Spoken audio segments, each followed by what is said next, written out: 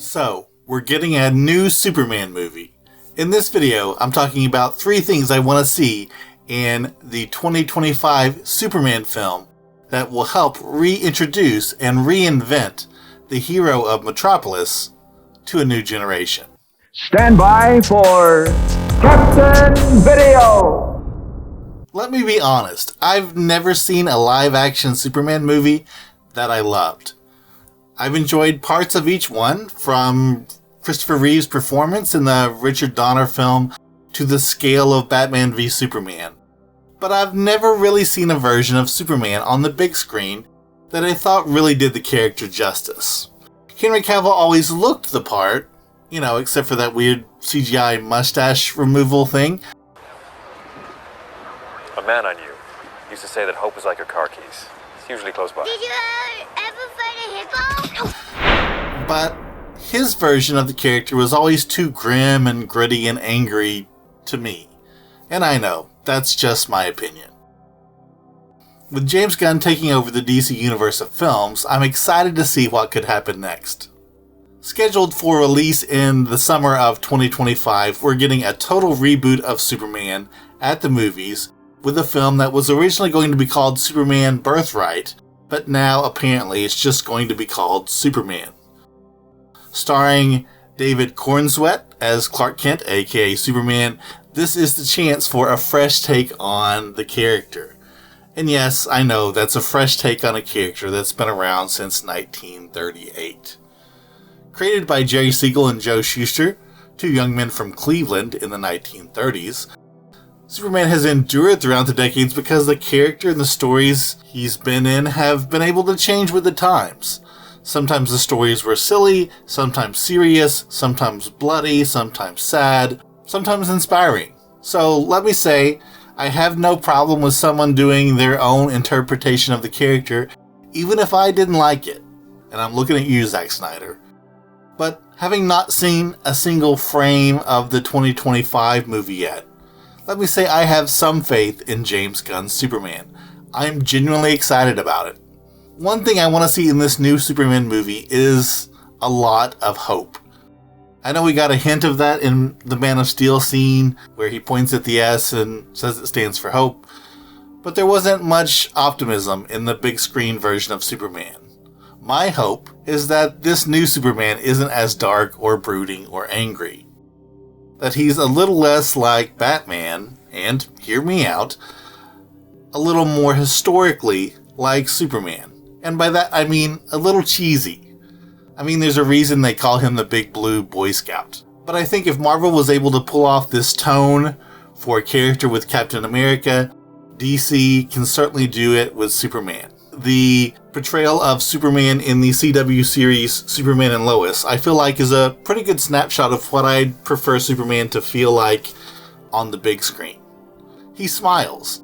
Not when he's fighting Eradicator or something like that, but he's an upbeat, positive force for good. You might remember that pilot episode from that show, Superman and Lois, where a kid says something like, "Nice costume," and then Superman smiles real big and says something like, "Thanks. My mom made it for me." I loved that. There you go, friend. Thanks. Cool costume. Thanks. My mom made it for me. I'll be the first to admit that the world can be a dark and depressing place, and so I know it can be tough to figure out how to adapt such a goody two-shoes character for modern audiences. But I think Superman should be something to aspire to. Even something for kids to aspire to. I'd go further and say even a Superman movie that you could show to kids with a clear conscience, that a 10-year-old would want to watch. So that's what I want to see most from the new Superman movies. A Superman we can all really look up to, not just because he's strong or can fly, but because he chooses to help people. He leans into those small-town American values, and that ultimately Superman represents the best of us. Moving on to number 2, another thing I'd like to see in this new Superman movie is the focus on a villain other than Lex Luthor. Now, I know Superman doesn't have the rogues gallery of a Spider-Man or a Batman, but he's got some interesting villains with all sorts of powers and personalities. In live action, especially at the movies, we've mostly got Lex Luthor and Zod. If you include television, we've seen everyone from Kevin Spacey to John Cryer to Jesse Eisenberg play Lex. And none of them were half as good as Smallville's Michael Rosenbaum. Somebody remind me to make a Smallville tribute video soon. Anyway, I think for a new Superman movie to catch a modern audience, we have to see something new. And Lex Luthor, especially Lex Luthor with a real estate scheme, just isn't it. I think steering away from Lex as much as they can would help this entire new Superman movie feel more like something we haven't seen a version of before. Now, apparently, Lex is already cast and confirmed for the movie, but I'd love to see Superman take on someone else. Anyone else. Brainiac, Metallo, Livewire, heck, I'd settle for the Atomic Skull or Toyman. Plus, I think if you build up Lex Luthor slowly and reveal him as sort of a DC version of an evil Tony Stark, a billionaire with a power suit, only this version's a criminal that wants to kill Superman, that could really work in a way that's special if it pays off. And finally, the third thing I'd like to see in the 2025 Superman movie, if it were up to me, was more of Clark Kent, the alter ego. Now, I know that Superman's disguise is just a pair of glasses, and that even 80 years ago that was more than a little silly, but it's part of the suspension of disbelief that this sort of thing leans itself into, and that's okay.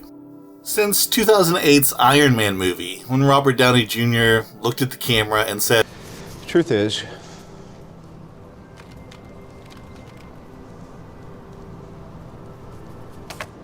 I am Iron Man.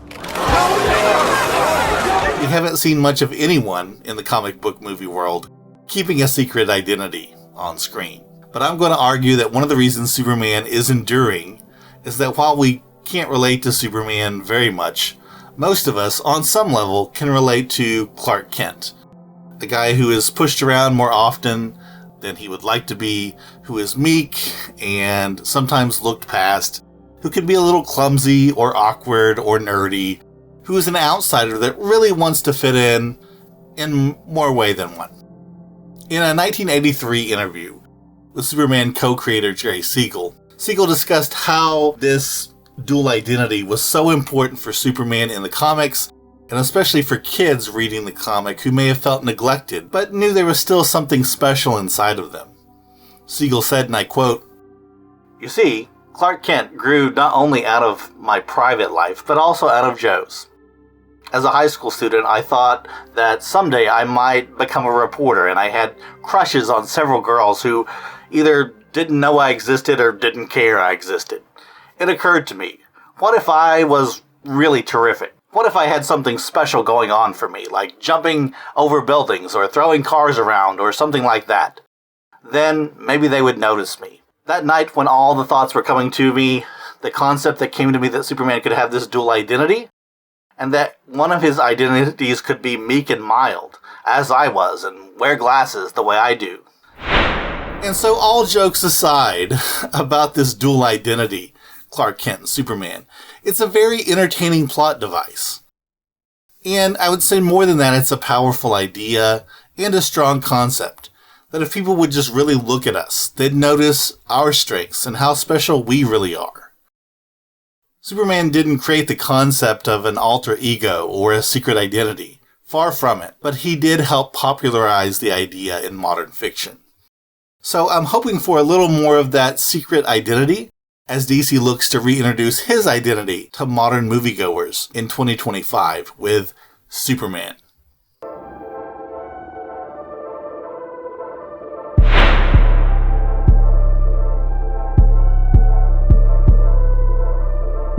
With all of that being said, I just want to say thanks for watching this video. If you could be so kind, please consider liking this video and hitting the subscribe button. There's more Captain Video YouTube channel content coming in the near future, so I'll talk to you soon.